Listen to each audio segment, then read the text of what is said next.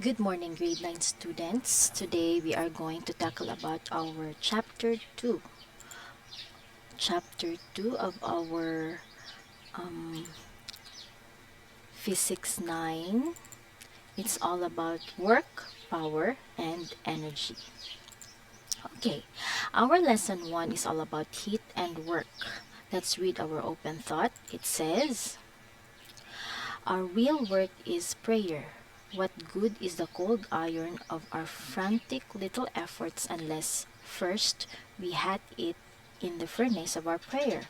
Only heat will diffuse heat. By Mother Maribel. Let's proceed to our MVCA boosters. Let's read together. This is written by William Booth. It says, work as if everything depends upon work, and pray as if everything depends upon prayer. Another, written by Norman Vincent Peale. It says, four things for success. And these are work and prayer, think and believe. So, our prayer before our work today: Dear Lord, today I offer myself. Come, breathe your life into my working day. Cause me to awake to embrace the moment and to go in your name. Today, thank you that I can run without fear, serve with kindness, and walk with you in this great adventure. Amen. Let us enumerate our targets for the day. At the end of this lesson, you will be able to explain thermodynamics as the study of heat and its transformation into mechanical energy, and identify the different kinds of thermodynamic processes. So, before getting to any further, let's try to define first what is thermodynamics. Again, our lesson is all about heat, work, and energy.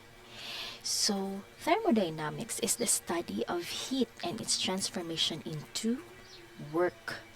Okay, from the word thermo, it's all about heat, and then dynamics, it's all about work. It is the field of physics that deals with the relationship between heat and other properties such as pressure, density, temperature, and etc. in a substance. It focuses largely on how heat transfer is related to various energy changes within a physical system undergoing a thermodynamic process. Such processes usually results in work being done by the system and are guided by the laws of thermodynamics. Okay, so again, if we are going to learn things that are maybe for us very difficult, we have to read and understand it. Now, um, by the name of James Prescott Joule in 1800s, he demonstrated that the quantity of work necessary to cause a change of state is independent of type of work. So there would be change of state um, depending of the type of work. Like for example, electric, mechanical, and more. And the method of delivering or the rate of doing work, he also concluded that work could be converted to heat and heat into work. Okay? Because energy can be converted. Since then, thermodynamics has provided the basic theories in constructing heat engine and steam engine to basic theory of refrigerators and heat pumps, maybe rice cookers or electric kettle, and many more. Okay. So there are some questions um, that we have to answer for this lesson. How does a change in thermodynamics occur? What is the driving force behind that change? Number two, how is thermodynamics applied in energy production? Okay, so we will be able to answer these questions by reading more and more with this lesson.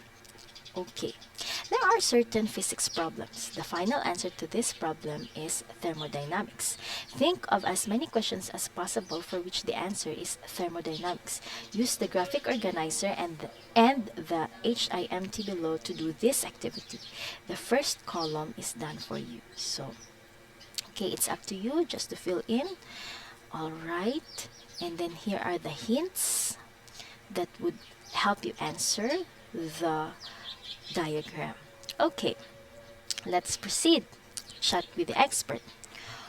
Okay, work with your palms. Briskly rub your palm together. You are doing work on your skin.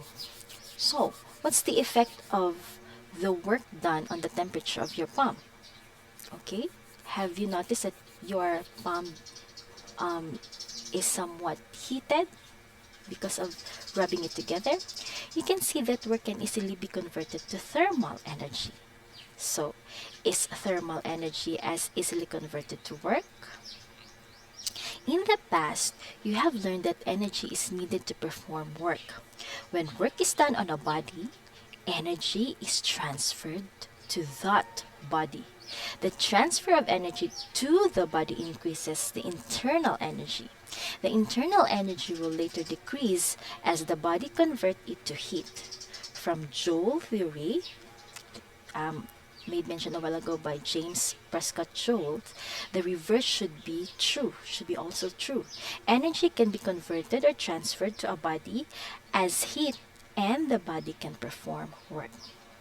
So as you can see in this figure, energy is transferred as heat from the flame of the burner to the air inside the balloon. So the air inside increases its internal energy. As a result, the volume of the air inside also increases. The balloon's volume increases. This expansion of the air inside provided a force against the balloon adds inside surface, inflates it. As a consequence, the hot air does work on the balloon and doing work will decrease the internal energy of the hot air, conservation of energy. So from the given example, the work done by the hot air comes from the heat that was supplied by the flame. The work done or by the hot air or gas in general produces pressure and changes the volume of the balloon. By simplest description of work in thermodynamic setting, work is a product of the pressure applied or by the gas and the change in volume.